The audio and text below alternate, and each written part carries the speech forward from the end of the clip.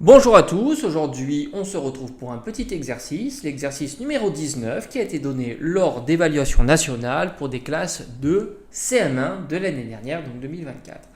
Pose en colonne et calcule chaque opération. Donc on a deux multiplications, 513 multiplié par 6 et 31 multiplié par 14. Et on va les faire ensemble, pas à pas.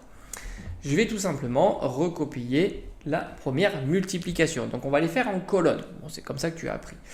Donc on a 513 multiplié par 6. C'est pour ça qu'il est très important de connaître précisément ces tables de multiplication.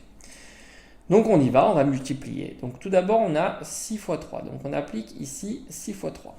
Donc il nous donne 18. Donc je fais apparaître 1 de retenu.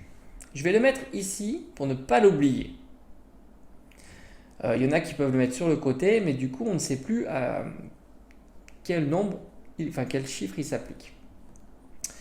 Une fois 6 qui nous donne 6. Mais attention, il y a 1 de retenu. Donc 6 plus 1 qui nous donne 7. Donc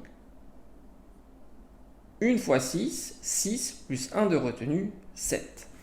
Et enfin, on a 6 fois 5 qui nous donne 30. Et là, notre multiplication est terminée.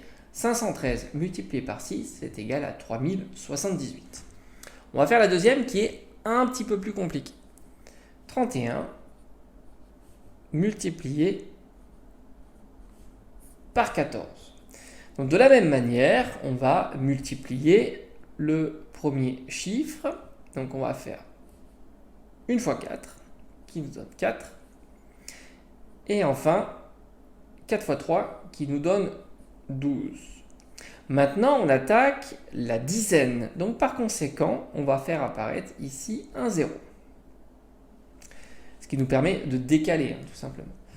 Donc 1 fois 1 qui nous donne 1. Donc je vais mettre la petite flèche par la suite. Donc on fait 1 fois 1 et 1 fois 3 qui nous donne 3. Une fois qu'on a fait ça, on va additionner les deux lignes. C'est pour ça qu'il faut bien superposer. 4 plus 0, ça donne 4. 2 plus 1 qui nous donne 3. 1 plus 3 qui nous donne 4. Le résultat final de la multiplication de 31 multiplié par 14, c'est égal à 434. Voilà, j'espère que tu as bien compris comment poser en colonne une multiplication. À bientôt.